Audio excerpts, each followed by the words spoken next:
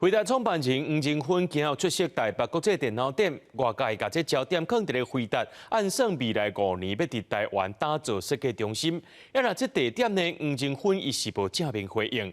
不过黄正勋行到丰北单位的时阵，也和鸿海集团董事长刘永伟做伙宣布要伫咧高雄设先进算力中心。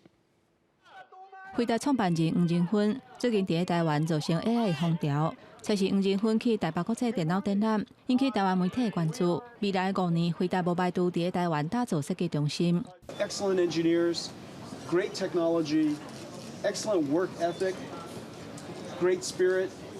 It's a fantastic place. So I'm looking forward to expanding our site here, and I'm very much looking forward to finding a nice site. 黄正勋讲，有关设计中心，希望伫台湾找到一个好的地点，为辉达的员工打造美丽总部。嘛放出要招人的消息，按算会请至少1000个工程师。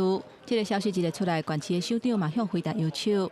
产业的转型以及教育创新的密不可分，台北市都已经准备好了。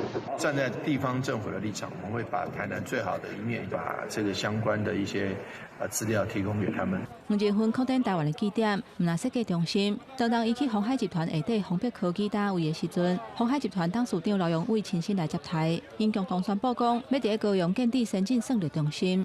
Largest AI data center in Kaohsiung. The largest AI supercomputer in Taiwan today is in Kaohsiung.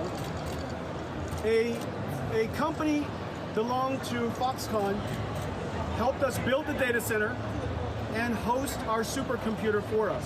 NVIDIA 的伙伴要来高雄的话，我们都绝对的欢迎。高雄投资的先进的厂商，我们都附送3个船位。黄正勋的行程是真晚，第一开全球媒体问答会进前，还佫赶去联发科执行长蔡立行主题演讲，两个人做伙展现 AI 的技术。If anyone here does not recognize this fellow, you have not paid enough attention to the AI world. 讲到 AI， 黄正勋讲这是新的世代，对黄正勋伫台湾的布局，嘛佫一届互全世界看到台湾。记者综合报道。